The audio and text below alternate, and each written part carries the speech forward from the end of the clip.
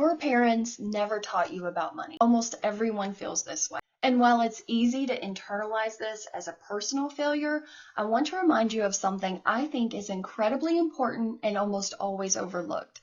And that is just how young our modern financial systems actually are. We talk about money as if there's some long-standing rule book that everyone was supposed to inherit, as if there's a correct way to do this and everyone else got the cheat sheet and we just missed the lesson.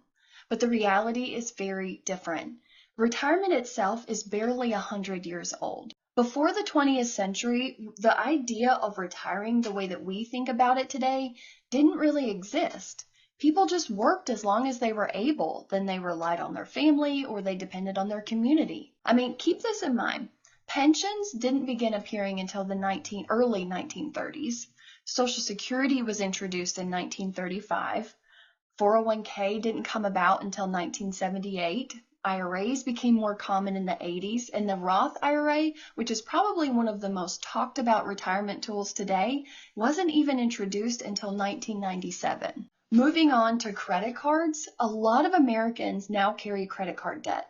It's woven into everyday life, but they weren't even invented until 1950 and didn't become widely used until the 70s and 80s. And until 1986, the interest that you paid on it was tax deductible. This means that many of us were born before our parents even had their own credit card. So when people ask, why didn't our parents teach us how to do this? The honest answer is very simple. They couldn't. They weren't born into these systems. My name is Christiana Lovelace. I'm a licensed financial advisor and an accredited asset management specialist, and I own Diamond Point Financial. I'm launching the Pointe Perspective to help fill this overwhelming gap. This is a new weekly discussion focused on understanding markets, economic insights, and how to think about long-term strategy. Every week, there will be a video discussion and a summary newsletter designed to help you understand these concepts brick by brick, not all at once. Millennials and Gen X are the first generations truly navigating our current financial system from beginning to end. We're the first generations expected to fully fund our retirements. We manage increasingly complex tax strategies. We juggle credit, debt, insurance, investing all at the same time, and we're doing it while living longer than any generation before us. At the same time, we're building careers, raising families, managing households, and trying to make sense of constant financial messaging. And we are also laying the groundwork for the generations behind us. What we figure out and how we figure it out will shape how our children and our grandchildren understand money. That can feel heavy. And when things feel heavy, people tend to freeze. And that's why having the right perspective matters more than perfection. Every week, I'm going to try to help you do that. Now, January always magnifies all of this. It brings the feeling that this is the moment to finally get it right. When in reality, we have all this guilt from holiday spending, there's anxiety about balances and statements and all of those missed opportunities, and there's often a lot of shame around your financial situation and that quiet voice that says you should be further along than you are. And when you don't fully understand how these systems work, that pressure quickly turns into overwhelm. Overwhelm turns into avoidance, and avoidance is one of the biggest obstacles to financial progress. The purpose of the Pointe Perspective is not to add more noise or add more pressure. It's to replace confusion with understanding, because understanding reduces fear, and reduced fear allows people to act. I tell my clients all the time, information cures anxiety, and my goal is to share information thoughtfully, gradually, and practically so that you can feel more in power of your financial life. Now, let's take a look at our markets. When professionals look at the stock market, we don't look at it emotionally. We look at it analytically and always within a historical context. As we closed out 2025, one of the years I kept returning to in my own thinking was 2018. We have this saying that markets don't repeat, but they always rhyme, and this time was no different. Now in 2018, the market finished down about 6% compared to 2025, where it delivered returns north of 17%.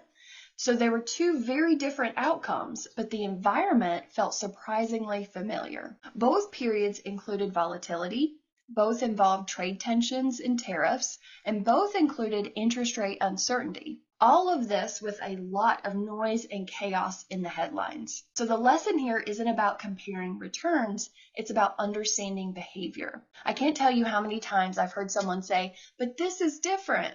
And after 14 years in this industry, I can tell you it rarely is. Short-term volatility has always existed, but what changes is how we react to it. We can't allow emotional decision-making to compromise our long-term plans. That's what we want to avoid. One meaningful difference between now and prior decades is speed. Information travels instantly now. Social media has accelerated everyone's reactions. Headlines reach us immediately, and markets respond just as quickly. 10 or 15 years ago, information moved more slowly.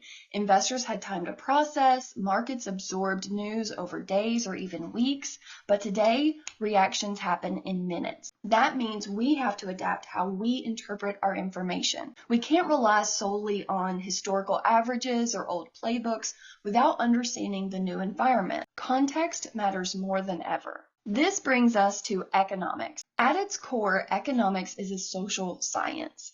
It studies how people, businesses, and governments make choices about scarce resources, which would be money, time, labor, and materials, and how we balance those items when we know that we can't have everything that we want. Now, if that sounds familiar, it's because it mirrors how we manage our own households. We decide what to spend, what to save, what to delay, and what to prioritize, all within limits. That is called microeconomics. Those same principles apply at the national level and a global level, and we call that macroeconomics. But keep in mind, economics is not about predictions. It's about understanding trade-offs, incentives, and behavior. That's why behavioral economics, which is one of my personal favorite areas, is so important. It combines the psychology and the economics to explain why people just don't always act rationally, even when information is available. Once you understand these concepts better, the news becomes something that you interpret,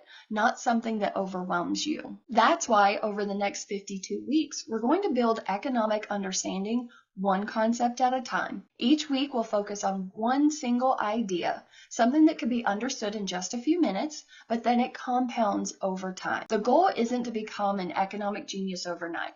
It's about becoming familiar with these terms, because being familiar removes the intimidation.